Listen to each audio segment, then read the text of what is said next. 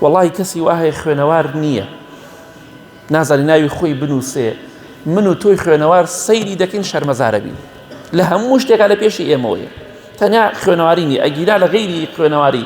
لە عیبادەتە لە تەقوادا لە زیکری خوادا لە نوێژدا لە شەو نوێژدا لە هەموو شتێکا لە پێشی ئێمەوەیە ئەو مایە شەرمەزاریە بۆ خوێنەوار کە نە خوێنەوارەکان لەوان باشتر و چاکتر بن بۆ ئێمەی خوێنەوار شەرمەزاریە ئەگەر ئەوان لە ئێمە باشتر بن خوای گەورە یارمەتی دەریان بێت بەڵێ ئەم پیاوە بەڕێزە شوانی ئەو مەڕانە بوو کە ماڵی موسڵمانانە کاتێکە هات لە شوانی گەڕایەوە بەڵێ سەحابەکان ئەو بەشەی کە پێغەمبەری خوا صلی الله علیه وسلم بۆی دانابوو بۆیان برد فەرمووی ئەمە چییە؟ ئەمە چییە بۆ منتان هێناوە؟ وتیان ئەوە بەشێکە پێغەمبەری خوا صلی الله علیه وسلم بۆ تۆی داناوە بە تایبەت ئەو پیاوەش ئەوەی کە بۆی دانرا بوو هێنای و هات بۆ خزمەتی پێغەمبەری خوا صلی الله علیه وسلم وتی ئەی پێغەمبەری خوا صلی الله علیه وسلم ئەمە چییە بۆ منە داناوە؟ فەرمووی ئەوە بەشێکە ماڵی کافرەکانە دەستمان کەوتووە خوا بۆ ئێمەی حەڵال کردووە غەنیمەی پێ ئوتری ئەنفالیشی پێ ئوتری لە قورئاندا سوورەتی ئەنفال هاتووە ئەو غەنیمەی کە دەسەکەوێت خۆشەویستی خوا فەرمووی صلی الله علیه وسلم ئەوە بەشێکە بۆ تۆم داناوە سەیری ئەم ئیماندارێک ئەهلی دنیا و ئەهلی قیامەت چەندێ فەرقیانەیە سبحان الله وتی ئەی پێغەمبەری خوا صلی الله علیه وسلم والله من بۆ پارە و پول بۆ دنیا شوێنی تۆ نەکەوتومە والله من بۆ ئەوە شوێنی تۆ نەکەوتومە ئیمانم بە تۆ نەهێناوە شتی دنیام دەستکەوێ والله بۆ ئەوە شوێنی تۆ کەوتومە دەمەوێت لە پێناو خوادا بکوژرێم یەک تیرێک بدا ئالێرم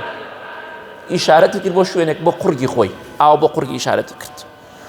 ئای پێغەمبەری خوا صلی الله علیه وسلم من بۆ ئەوە هاتوومە لە پێناو خوادا بکوژرێم بڕۆمە بەهەشتەوە تیرێک بدا ئالێرم ئیشارەتی بۆ شوێنێک کرد لە قورگی پێغەمبەری خوا فەرمووی صلی الله علیه وسلم ئەگەر لەگەڵ خوادا ڕاست بکەی خوا بەڕاستت دەخاتەوە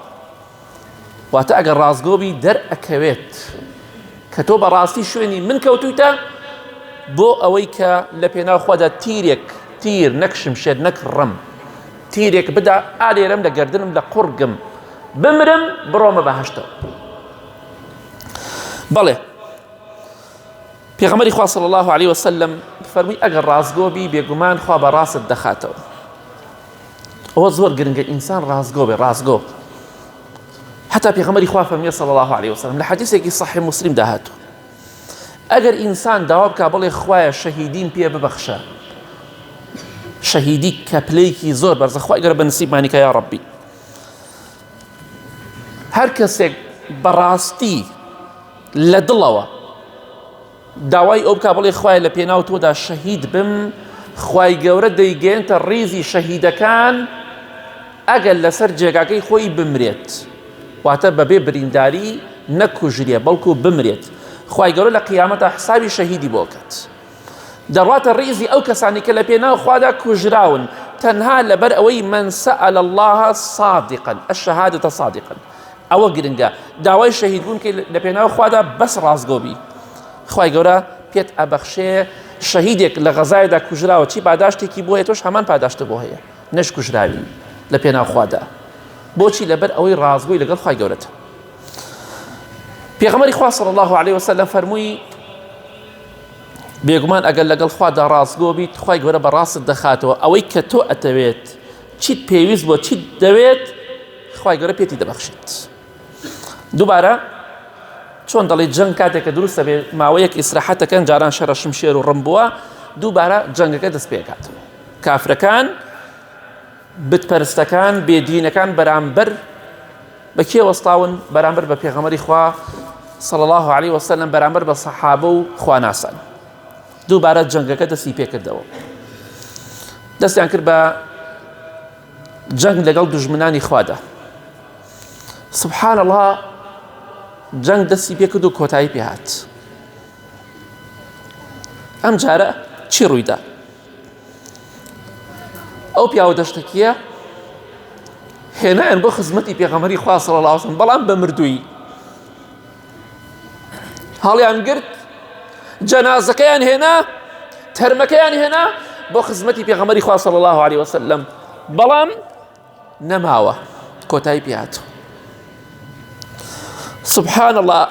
ئیشارەتی بۆ قورگی خۆی کرد ئەو شوێنەی کە پەنجەی بۆ بەر سبحان الله ڕێک تیرەکە لەوێدا بوو تیرێک دابووی لە قورگی کوشتە بووی شەهیدی کرد ڕەزا و ڕەحمەتی خوای دەبێ ئەوە ڕازگۆی لەگەڵ خوای گەورەدا ئینسان لەگەڵ خوادا ڕازگۆ بێ خوای گەورە ڕێز و حرمەتی تایبەتی پێبەخشێ والله لە دنیادا دڵخۆشە والله لە ناو قەبردا دڵخۆشە لە ناو قەبردا لە قیامەت دڵخۆشە لە بەهەشتا دڵخۆشە ئەوەشی لەگەڵ خوادا ڕازگۆ نەبێ لە دنیا و لە قەبر و قیامەت و جەهەنمە هەر خەمبار و بێتاقەت و لە ئازاردا دەبێت سبحان الله ئیشارەتی بۆ کوێ کرد ئاماژەی بۆ کوێ کرد قورگی تیرێک دابووی لەو شوێنێک کە ئاماژەی بۆ کرد چونکە پێشتر وتی ئەمەوێت لە پێناو خوادا بکوژرێم و بڕۆمە بەهەشتە و تیرێک بدا ئالێرەم ڕێک تیرەکە لەوێ دابوو سبحان الله ئەم سەرۆسەری پێ نەکرا پێغەمبەری خوا فەرمی صلی الله عليه وسلم ئەمە ئەو پیاوەیە پیاوە دەشتێکەکە بوو وتیان بەڵێ ئەی پێغەمبەری خوا صلی الله عليه وسلم خۆشەویستی خوا فەرمی صلی الله عليه وسلم لەگەڵ خوادا ڕاستی کرد خوای گەورەش بەڕاستی خستەوە ئەوەی کەوتی ڕاست بوو بۆیە خوای گەورە ئەوەی پێبەخشی کە داوای کرد هەتا هەندێک دەڵێن نوێژیشی نەکرد چونکە فریای نوێژکردن نەکەوت ئیتر ئەم پیاوە بیا کەسێتر کە لە ڕیوایەتەکانە بە جیاوازی هاتووە گرنگ ئەوەیە مسلمان بوو بەڵام ماوەیەکی کەم لە ژیاندا مایەوە ئینسانی وا هەبووە تەنها بە چەند سەعاتێک گەڕاوەتەوە بۆ لای خوا چۆتە بەهەشتەوە بە چەند سەعاتێک ساحیرەکانی فیرعون بەیانی کافر و بێدین بوو ساحیر بوون ئێوارە شەهید بوون وەک ئیمامی عەبدوڵڵای کوڕی عەباسە فەرمێ ڕەزای خوا لێ بێ لە ماوەی ڕۆژێکە توانیان بەهەشت بەدەستی خۆیان بهێنن بە پشتیوانی خوا سەحابەی وا هەبووە کافر بووە پێشتر کاتێککە غەزای ئوحوداتە پێشەوە عارەقخۆر بوو عارەقەکەی فڕێدا و ئیمانی بە پێغەمبەری خوا هێنا صلى الله عليه وسلم هاتە ناو جەنگەکەەوە بوو بە یەکێک لە حەفتا شەهیدەکەی ئوحود بە چەند سەعاتێک توانی ببێت بە کەسێک لەو کەسانەی کە پێغەمبەری خوا صلی الله عليه وسلم کاتێ باسی شەهیدەکانی ئوحود بکرایە ئەو حەفتا نەفەرە دەیفەرموو خۆزگایە منیش لەگەڵوانە بکوژرامایە ئەوەندە خوا ڕێزی لیان کرد بڕە سەری ئالی عیمران کە بزانە خوای گەورە چیان پێ دەفەرمێ لە سوورەتی ئالی عیمران ڕەزا و ڕەحمەتی خوایان لێ بێ جا ئێمەش شەرمەزاریە ئەوە شەرمەزاریە ئەوە خەسارەتمەندیە بەهەشتێک بەو گەورەی خۆیە کە خوای گەورە دەفەرمێ لە ئاسمانەکان و زەوی فراوانترە ئەوە شەرمەزاری و دۆڕاویە ئینسان لەو شوێنە گەورەدا جێگایەکی نەبێت ئەوە شەرمەزاریە ئەوە دۆڕاندنە ئەوە خەسارەتمەندیە کە ئینسان لە بەهەشتا جێگایەکی نەبێت بەهۆی خراپەکاری خۆیەوە بەڵێ پێغەمبەری خوا صلی الله عليه وسلم فەرمووی لەگەڵ خوادا ڕاست بوو ڕازگۆ بوو خوای گەورەش بەڕاستی خستەوە ئەوەی کە ویستی خوای گەورە پێی بەخشی پێغەمبەری خوا صلی الله عليه وسلم کفنی کرد بە جبەکە و بە جلەکەی خۆی ئەو جلەی کە لەبەری خۆی دابوو جبە ئەوە نییە کە خۆمان پێڵێن جبە جلوبەرگێکی تایبەت بووە بە جلەکەی خۆی پێغەمبەری خوا صلی الله عليه وسلم جلەکەی بەری خۆی پۆشاکەکەی بەری خۆی داکەن کردیە کفن بۆ ئەو پیاوە دەشتەکیە ئەمجا چووە پێشەوە نوێژی لەسەر کرد نوێژی مردوو پێغەمبەری خوا صلی الله عليه وسلم کە سەحابەکان دەفەرمون گوێمان لە چەند دوعایەک بوو دەیکرد یەکێ لەو دوعانەی کە گوێمان لێ بوو دەیفەرموو فەرمی اللهم هذا عبدك خرج مهاجرا فقتل شهيدا وأنا شهيد على ذلك ئەی خوای پەروەردگار ئەمە عەبدی تۆیە دەرچوو لە پێناو تۆدا هیجرەتی کرد لە پێناو خوادا ئیمانی هێنا بە شەهیدی کوژرا فقتل شهيدا پێغەمبەری خوا فەرمیێ صلی الله عليه وسلم شەهید بوو و من شایەتم لەسەر ئەوەی کە ئەمە شەهید بووە لە پێناو خوادا پیاوێکی دەشتەکی نەخوێنەوار ئەوە خوا ئاوبەرزی کردەوە چونکە لەگەڵ خوادا ڕازگۆ بوو تۆش لەگەڵ خوادا ڕازگۆ بە دڵنیایە خوای گەورە بەختەوەرت بکات بەسەراتێ باسەکەم کۆتایی بە وتارەکە دەهێنم مامۆستایەک ئیمام الخەتیبێک دەڵێ نوێژی عەسرم کرد لە مزگەوتی خۆمان ئیمامەتیم کرد کاتێککە نوێژم تەواو کرد پیاوێکی ئەختیاری بەتەمەن چۆن دەڵێ بەگا گۆڵکی هات لە ڕیز یەکەمە لە پشت منەوە بوو هات بۆ لام و وتی مامۆستا پرسیارێکم هەیە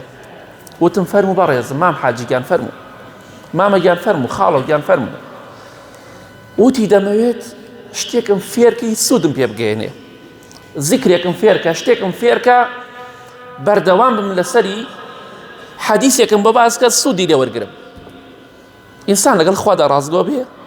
بەخوا خوای گەورە چی بێ بۆی جێبەجێ دەکەت دەڵێ منیش ئەو حەدیثەی پێغەمبەری خوام بیر کەوتەوە صلی الله علیه وسلم کە لە صحیحی بوخاریایە آخر حەدیثە لە صحیحی بوخاریە پێغەمبەری خوا دەفەرمێ صلی الله علیه وسلم دوو وشە هەیە لای خوای گەورە زۆر خۆشەویستن لە تەرازوی خوای پەروەردگاردا زۆر قورسن بێگومان لای خوای کەریمەتانی حەبیبەتانی لە ڕەحمانی ثەقیلەتانی فی المیزانی بێگومان ئەو وشەیە لای خوای گەورە زۆر خۆشەویستە زۆر قورسە لە تەرازوی خوای پەروەردگاردا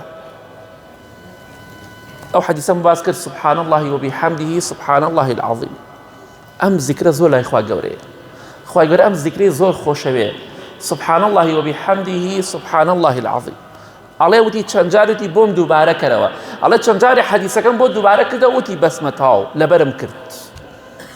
یەک حەدیثێک ئەم پیاوە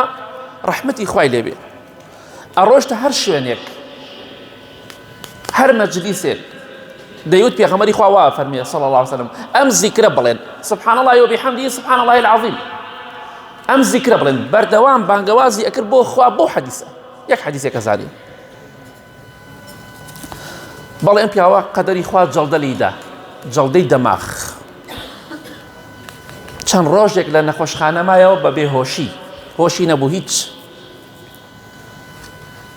ڕۆژێک دکتۆر بە دیاریەوە بوو حاڵی باش نەبوو چاوی کردەوە دوای چەند ڕۆژێک کە لە غەیبوبە بەوە تەمەنەوەی کە جەڵدەی دەماغ لێدا ئەگەر بمێنێ بێگومان دوای چەند ڕۆژێک هۆشی دێتەوە ئەم پیاوە بەڕێزە هۆشی هاتەوە دکتۆرەکە دەستی بەدەستیەوە بوو مناڵەکانی دەوروبەری وتیان الحەمدوللا باوکمان چاوی کردەوە باوکمان دوای چەند ڕۆژێک هۆشی هاتەوە ئەم پیاوە بە تەمەنە ڕەحمەتی خوای لێبێ یەک حەدیثێکی زانیوە بەڵام ڕازگۆ بوو چونکە بەو حەدیثە خەڵکی ئامۆژگاری خەڵکی دەکرد ئەگەیشتە هەر مەجلیسێ باسی دەکرد وتی ئەی دکتۆر پێغەمبەری خوا صلی الله علیه وسلم دەفەرمێ دوو وشە هەیە لای خوای گەورە زۆر خۆشەویستن لە تەرازی خوای گەورەدا زۆر قورسن سبحان الله وبحمده سبحان الله العظیم دەستی شل بۆ وەفاتی کرد سبحان الله آخر وشەی لەم دنیایەدا زیکری خوا بوو ئەو ئامۆژگاری دکتۆرەکەی کرد خوای گەورە هۆشی ئەو پیاوەی هێنایەوە تەنها ئەو ئامۆژگاری و دکتۆرەی کرد وتی ئەی دکتۆر بڵێ سبحان الله وبحمده سبحان الله العظیم و کۆتایی بە ژیانی هات و وەفاتی کرد ئەوە ڕازگۆیی لەگەڵ خوادا بۆیە مەڵێ من شەهادەم هەیە تەواو والله شەهادەت هەبێ نەبێ لای خوا نایخوات ئەوەی کە دەیخوا ڕازگۆیی لەگەڵ خوادا ئەوەی کە ئەمڕۆ باسمان کرد ئەوەیە بزانین هەر کەسێ لەگەڵ ڕەخوادا ڕازگۆ بێت ڕاست بکات لەگەڵ دینی خوادا و دیندار بێ والله چۆنی بێ ئاوا خوا دەیمرێنێ ئەم پیاوە بە ڕێزە ڕەزای خوای لێ بێ ویستی کە لە پێناو خوادا بکوژرێ و تیرێک لە قورگیدا ئەم پیاوەش ڕەحمەتی خوای لێ بێ چونکە ویستی خەڵکی فێری ئەو زیکرە بکە خوای گەورە کۆتایی بە زمانی هێنا بە زیکری خوا بە وشەیەک کە لای خوا زۆر خۆشەویستە کۆتایی بە ژیانی هات و وەفاتی کرد ڕەحمەتی خوای لێ بێ ئەوە ڕازگۆیی لەگەڵ خوادا بەروبوومی ئاوا دەبێت یا ڕەبی خوای لە گوناهەکانمان خۆش بی لە گوناهی دایک و باوک و مردوەکانمان خۆش بی یا ڕەبی خوایە بە زیکری خۆت و یادی خۆت دڵەکانمان ئارام کەیتەوە ئاخرمان بەخێر بگیڕی لەم دنیاە دەرنەچین بەبێ وشەی لا إله إلا الله آخر وشەمان یا ڕەبی خوایە زیکری خوا و یادی تۆ بێ لا إله إلا الله بێ یا ڕەبی خوای ئەوانەی نەخۆشن شیفایان بدەی خوایە گیان ئیمان و تەقوامان زیاد کەی ئاخرمان بەخێر بگیڕی کاتێ بمامرێنی خۆت دێما ڕازی بی نوێژ و ڕۆژ و عیبادەتمان لێ قبول کەی آمين آمين آمين وصلى الله على محمد وآله وصحبه أجمعين. خواب هذا شيطان